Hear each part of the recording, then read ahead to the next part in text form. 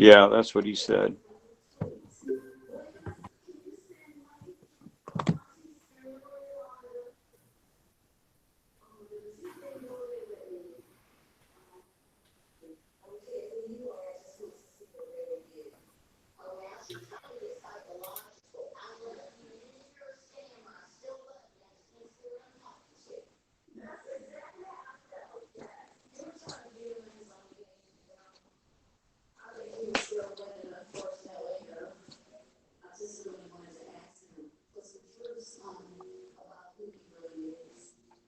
Hey, Amber.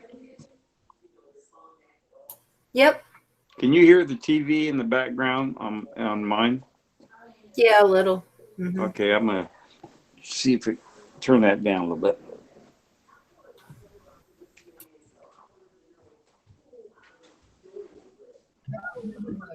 How about mine, guys? Do you hear my TV?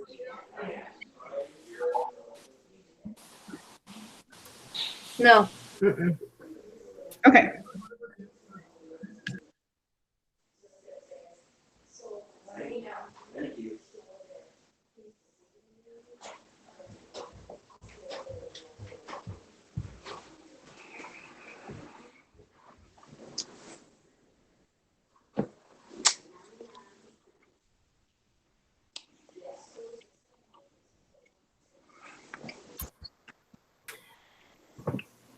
At this moment, we still don't have a quorum. Okay. Oh, Melissa just popped in. There she is. Hey, Melissa. The flag, and it's now 6:30. Okay.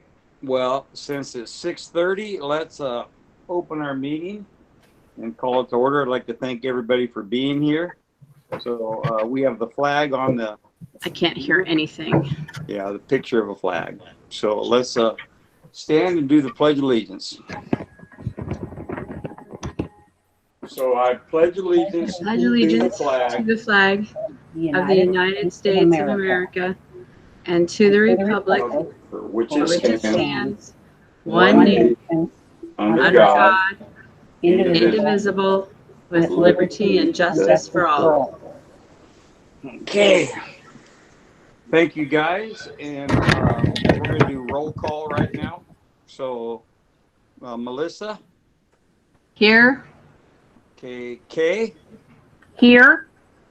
Okay. And I'm present. And Tracy had some equipment that was involved in the fire in the little North Fork. So he is over in Bend right now trying to replace it. And Dewey sent a notice that he is out probably fighting fires, so he didn't know if he would be in here today too. So both Dewey and Tracy let us know that they weren't going to be here or might not be here. Okay, with that, I would like to move to the next one, which is a consent item, and we do not have enrollment on there. So when we approve this, enrollment will be taken off because we haven't started school. We don't have any enrollment numbers yet, so we don't know exactly where we are. So with that, I'd entertain a motion. I move to accept the agenda after removing 4C from the agenda. Okay, Melissa, do you want to second that?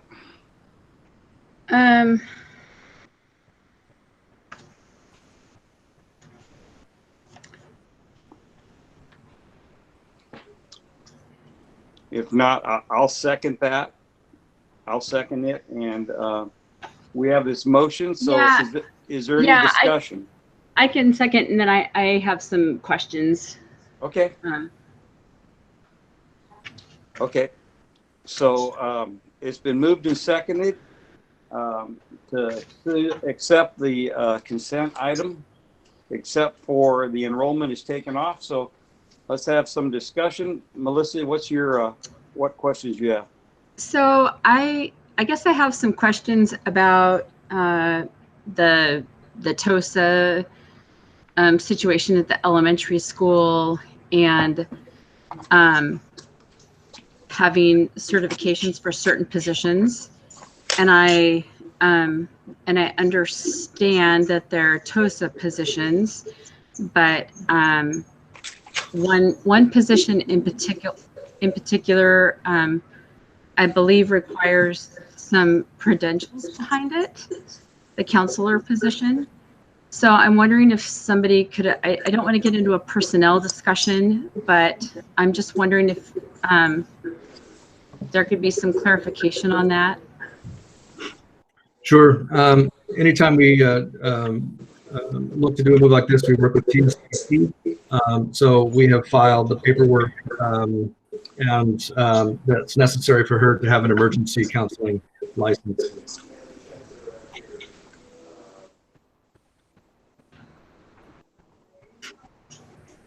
Okay, does that answer your question, Melissa?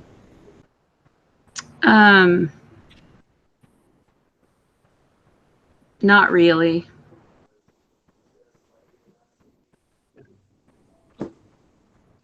Well, you want to ask some more questions, or I don't normally have concerns about positions that come with requirements. So, and I know that some of them, you know, we've recruited for extensively. So I guess I just have a little more concern that, you know, we didn't have a counselor last year, and we've had some position moves. So I just was hoping that we were going to have an experienced counselor. So, and I have a special place in my heart for the person. So I don't want it to be about a person. I want it to be about a position. So, and I don't want to get into that discussion. So I'm trying to be very delicate about that. I just want to make sure that we're doing the best for our students in regard to experience and qualifications, not emergency certificates. So I guess that's my piece that I'll say, and I'll leave it at that. okay. Well, I think every time that we make a decision, we have that our staff, our administrators, our principals, I think they have that in mind, Melissa, that they want to do what's best with the students. And I think they have done the best they can with what they have here. So with that, I'd like to, since we have a motion in a second, I'd like to put it to a vote. So Melissa, what's your vote? Aye. Okay. Kay? Aye. Okay, and chair votes aye. So the consent item, yeah, it passes. Okay, so let's move on to reports. And Hattie, do you want to start off with financial statement and bills, please? Yes, I will. I do want to apologize. This is 2 months in a row that you've gotten 2021 financial statements with the header of 1920. So I just fixed that on my report on this end. If you want another copy with the right heading on it, let me know. I did not give 2019-20 information because it was the same as last month. The ending June 30th, it was the same information. I didn't have any revenue come in that had to be recorded as an accounts receivable in the previous year. So that was good. And then we're going to have our final audit for 1920 the last week of September. It will be virtual. We don't want to put a lot of people in our office. So we decided just to continue with virtually. So it's a lot of scanning and sending information or uploading information to their secured website. So is there any questions on these financial reports? Hattie, can we have the last ones corrected so they're updated for the record? I wouldn't want anybody to go back and there be confusion about those. Absolutely. I fixed them and I'll go ahead and forward them to Amber to put with our board packet. Thank you. You're welcome. Are there any other questions? Okay, with that, I'd like to move on to the superintendent update. Good evening, Chair Kamalade, members of the board. This past month has been filled with both challenges and opportunities. Last week, in fact, provided another unprecedented set of events that have jolted our communities across the Willamette Valley, and many of us literally packing in the night for a week of being displaced and not knowing if we'd have a home to return to. And it caused a further delay at the start of school. My own family, in fact, has been living in a hotel and friends for a week, and only just returned last night with hazardous air quality, which means that they might be still leaving.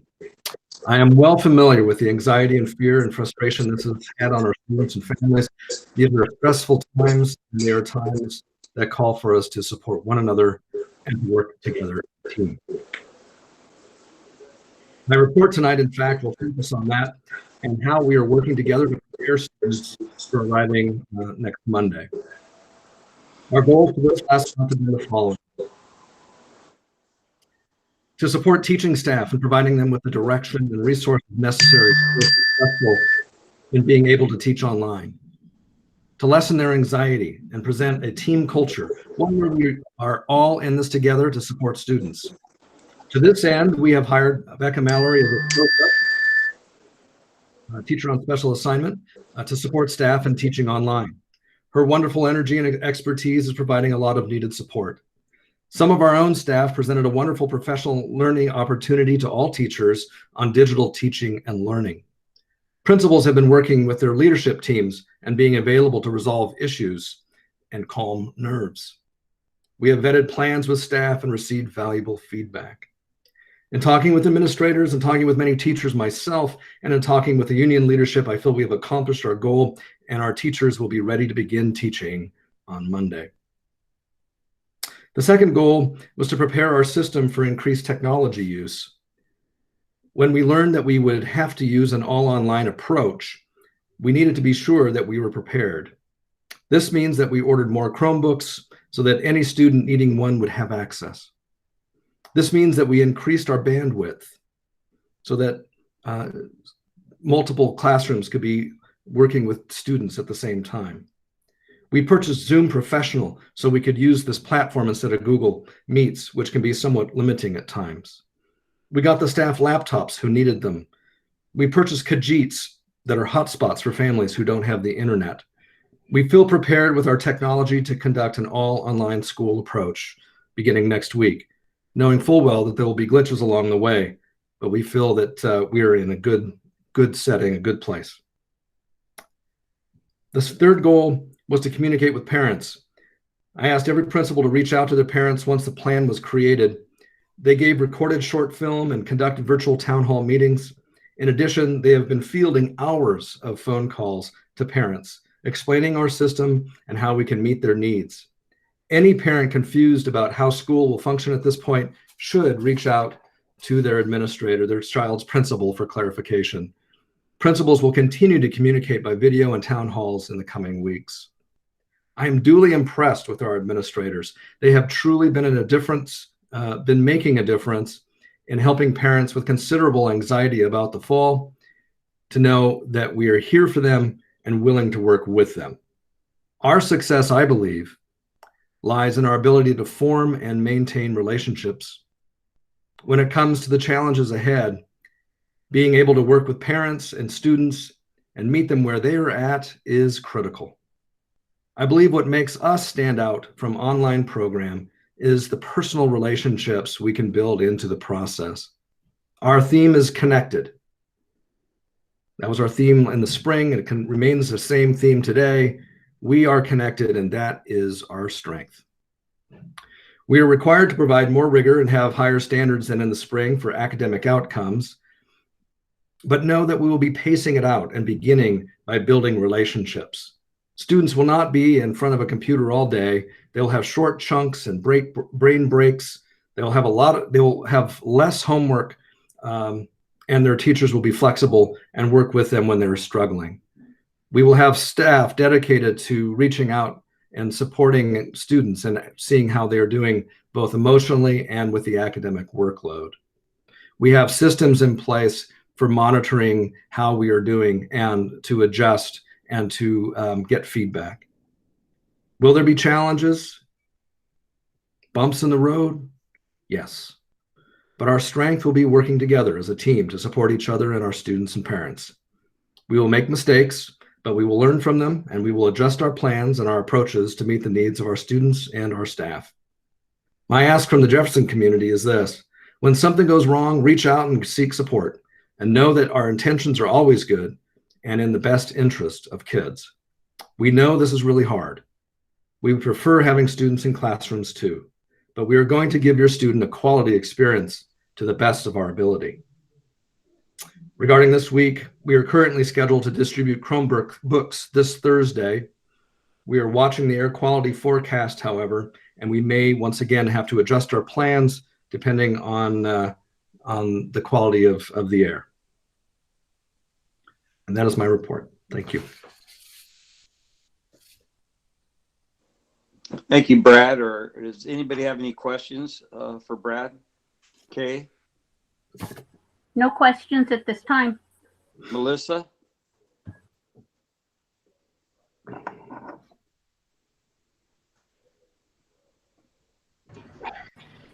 Yeah, so if we continue to have, the hazardous air quality, are we going to be pushing back farther? We thought we'd have air clearing up by now, and we're still extremely hazardous. That is a possibility. We're watching it. The 7-day forecast has Monday with much clearer skies and better air. I think what we're looking at in the short term is our ability to distribute Chromebooks, and I'm not going to put staff out there to do that or have parents out in that air if the quality is bad. So we might be moving our Chromebook distribution back to next week when the air is better. Right now, it's supposed to rain Thursday and Friday as well. So we want to make sure that one, the air quality is better, but also that we're not in a downpour. So I'll be making that decision about the Chromebooks tomorrow afternoon, and then at this point, still scheduled to do school on Monday. And then, have there been any discussions with some of our other school districts that have displaced students? So I know that we have families that are hosting students or families maybe out of Mill City or Idana or Detroit. We've got a lot of, like, if you drive up and down our streets, we have a lot of extra cars and campers and stuff like that. And I know that they're probably going to be significantly disrupted. So I didn't know if there would be any way that we could help out some of our neighboring districts in any way while they're a little bit farther behind than we are. I don't know what that would look like. I don't know if any of the superintendents have had any conversations about, that, they're probably maybe a month or two behind us right now as it is. Yeah, thank you. I have not received any requests from any superintendents. There's not been a discussion about anything in terms of support since students have to go through the enrollment process and so forth. So I haven't received anything from them in terms of how we can help. I know that in Silver Falls, for example, they are starting the 28th, and just having students because they've had so many here that have been displaced from their homes and are sort of just waiting and gathering to see if things settle down after a week or so. But to answer your question, no, nobody has reached out to me for any kind of assistance.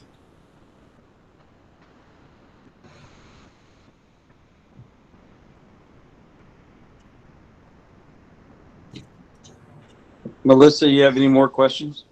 No, I think that's it for now. Okay. Thank you, Brad.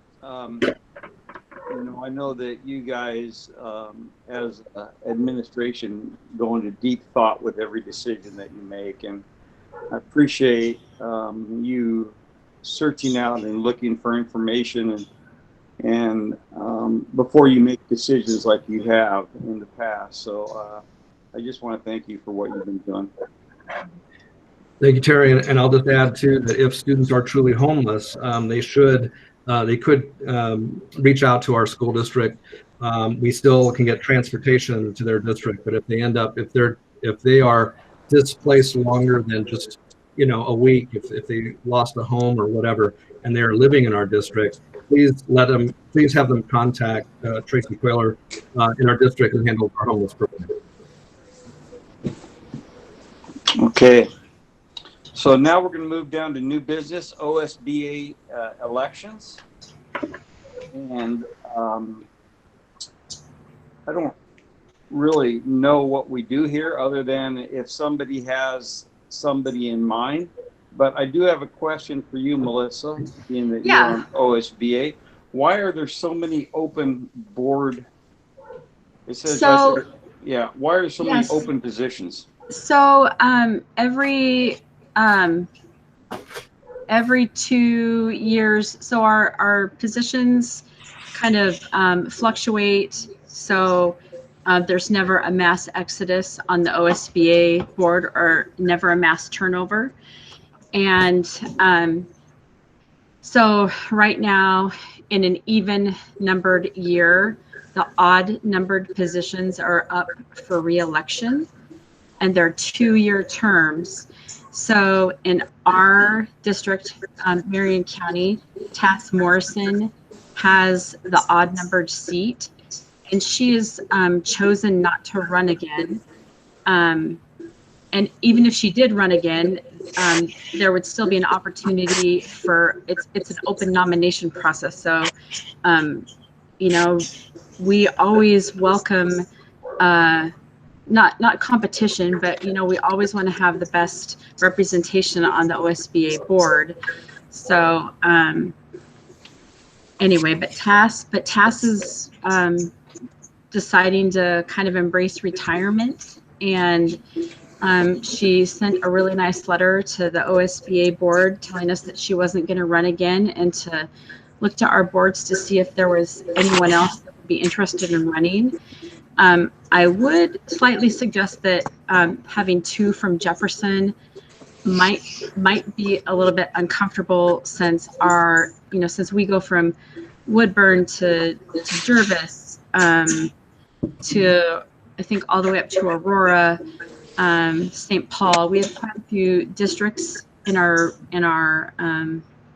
it's quite a few school districts in our region, including the Chemeketa Community College would be eligible to run for a seat, the board for Chemeketa. So, but that said, if we wanted to put forward a nominee, they would actually be eligible to run and to compete. Other districts might do so, and Okay. So if anyone is interested, we can put forth the nomination. I wouldn't want to discourage anyone, but I don't know what our chances would be of having 2 Jefferson OSBA board members for representing all of Marion County, if that would fly very well. So they have to be a member of a board, correct? Yeah, they have to be a board member, elected board member, and then in November, usually there's a presentation at either at the regional meeting, sometimes during the roundtables, when we have convention, which is going to be a little bit different this year because it's going to be virtual. And then there's elections by all of the boards will all vote in December, and then whatever candidate is elected by all of the boards in Marion County would be the position 11 for Marion County. Did I make that clear as mud, or is it okay? Nope, you're fine. So I guess do you or Kay have anybody you want to nominate? Not at this time. Yeah, not at this time. Okay. Yeah, I would defer, just to spread some diversity around to some of our other boards. We've had 2 small boards which have held seats for a good number of years, which I'm actually kind of proud of. I've loved that Jefferson, with Kay going before me and then myself, have been able to bring small district representation. Tass has been an amazing advocate for years on the board. She, like Kay, both had strong backgrounds in education. But some of our northern districts don't have that representation on the board.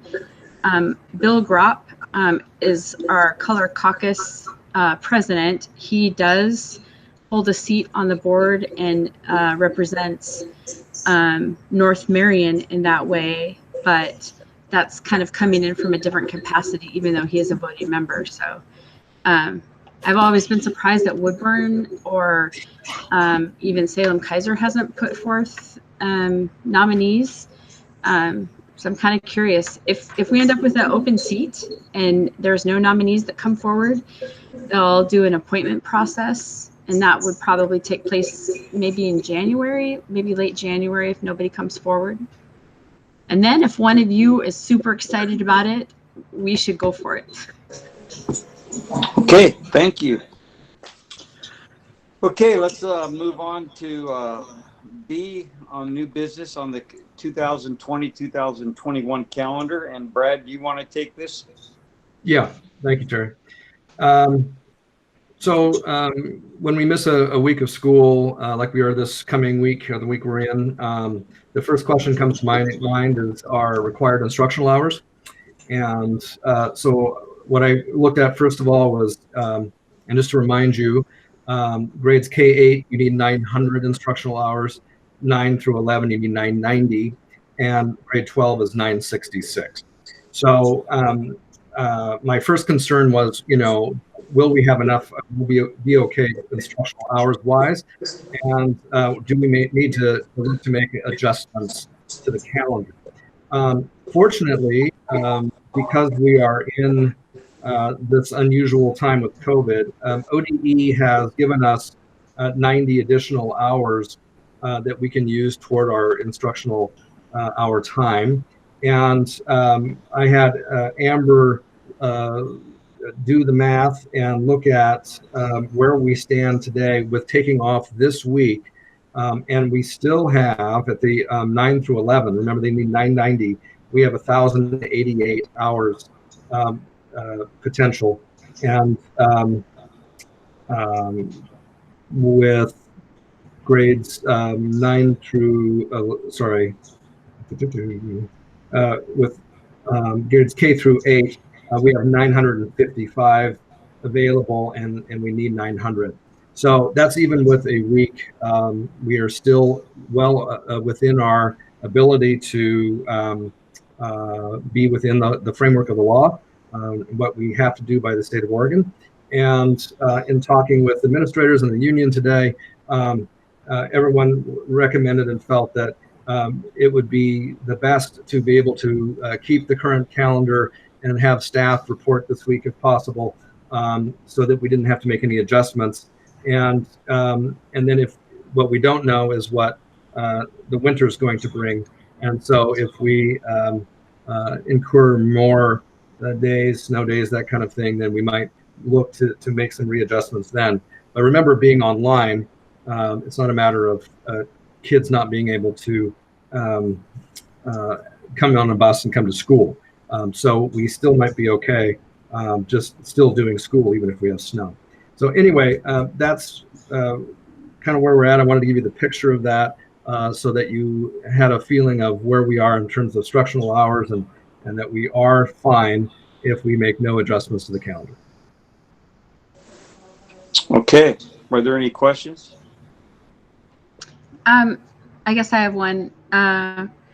Did I also read in the ODE guidance that they would still be entertaining waivers if we got into some situations as they had before. In my conversations with the ODE is that they are very open and willing to accommodate districts, being that we are in these very, very unusual times. So if we got ourselves into a situation, I don't think we would have a hard fight on our hands to get a waiver. Thank you. Kay, do you have any questions? No, I have no questions. Okay, so I guess my question is, do we need to vote in the calendar as of school starting on the 21st?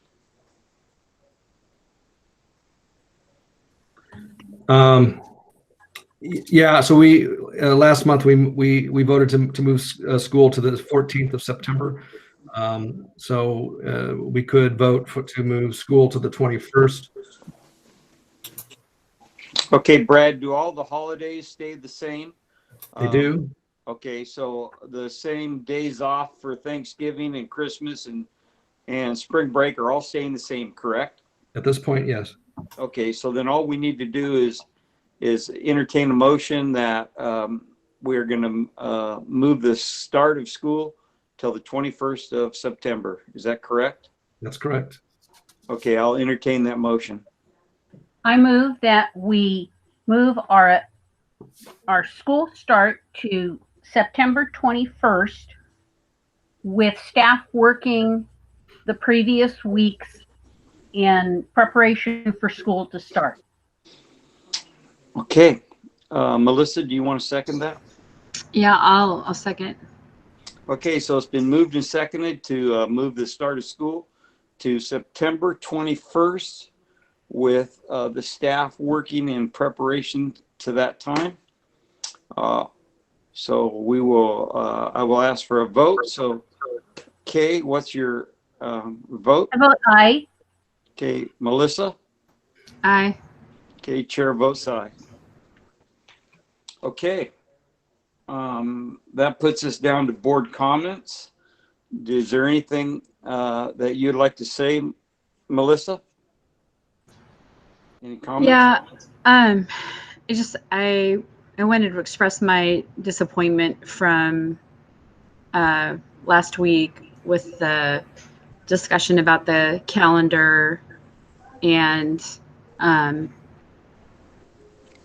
traditionally when we have discussion or request for emergency meetings, we work through that process, and we usually go by policy, and I feel like we've been in emergency mode for how many months now, and I feel like using emergency mode to justify action when we have the capability as a board to do what's stated in policy isn't really appropriate. So I would hope that we would continue as a board to do our job with policy, that we would follow those guidelines and the kind of balance that we have for governance, rather than picking and choosing when and where and how to apply that. By the logic that was used at the end of last week, we could call emergency in multiple situations and circumvent board action where it really wouldn't be appropriate, but we could justify it because we called emergency. I don't want that to ever happen again.